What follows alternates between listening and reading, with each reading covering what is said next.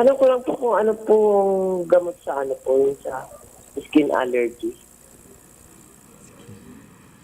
Okay, Willie, nandito po si Doc Sara. Siya po ay tutugon sa kinukonsulta mo tungkol sa skin allergy. Doc Sara. Tatay Willie, good morning po. Opo. Sabi niyo po allergy. Ang gamot po sa allergy, basically iwasan niyo po yung nagsanhi nito no or yung allergen. Ano po bang napapansin yung naipapahid niyo or nakakain niyo po bago po lumabas itong allergy na to, Tatay Willie? Pag po kumakain po ako ng ano, mga manok, ipon, dumadami po siya. Saan po lumalabas yung ano niyo po, allergies, Tatay Willie? Ano po yung pag dumadami po siya, makati na po siya. Opo, pero saang ano po to, saang party po ng katawan niyo nakikita?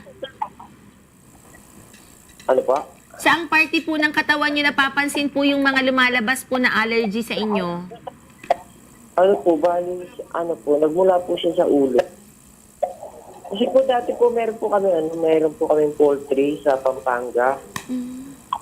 Nung pong ako po yung nangasiwa sa poultry namin, nagkaroon, bali po yung mga lumilipad na parang Balahibo.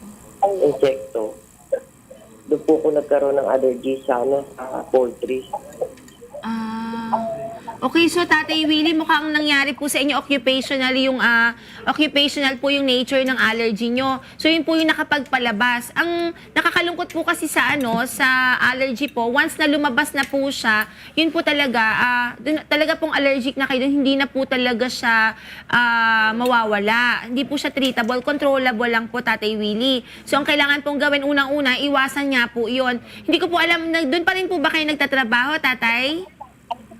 Opo. Bali, sa ngayon po dito na po ako sa Dasma.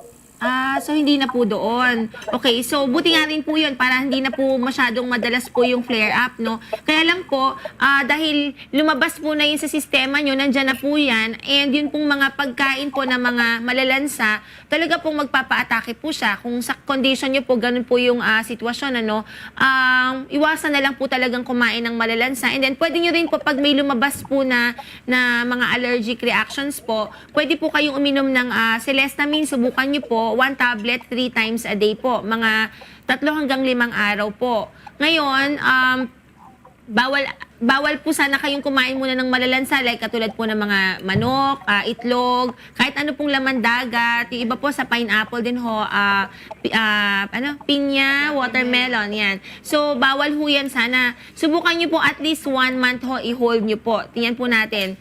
And then, pwede rin po kayong bumili ng mga cream po, pampahid po, or lotion dun po sa mga makakating area. Like, pwede po kayong kumuha ng betametasone po na lotion para po dun sa mga nangangati po kasi para wag nyo na pong makamot.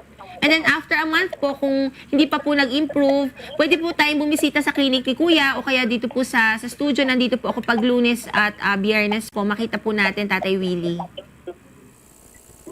Bali po yung binigay po na tablets po doon sa capsule tsaka tablet. Doon po sa palit. Yung po binigay po nila yung Contraimoxil tsaka yung Ascorbic po. Tatay, yung Cotrimoxazole po, yun po ay isang antibiotic. Baka po, meron po ba kayong ibang karamdaman nung naibigay po sa inyo ng doktor po iyon? Wala po. Wala po. Or baka nakita niya po siguro na baka nakamot po, may mga infection po, kaya po siguro na i-recommend yun. Pwede niyo na pong tigilan yun. Usually po pag antibiotics, mga 7 araw lang po, Depende po sa klase ng antibiotics. Meron pong 5 days, 7 days, or 10 days. So, pwede niyo na pong ihinto yun. Yung ascorbic acid po, vitamin C po yun, pampataas po ng resistensya nyo. Pwede niyo pong ituloy po yun. Pero yun pong dito sa allergies nyo po, pwede po kayong kumuha ng Verlix o kaya po Celestamine po. Inumin nyo po 3 times a day. Pakituloy-tuloy po mga 3 to 5 days po. Apo. Okay na po? Apo. Salamat po.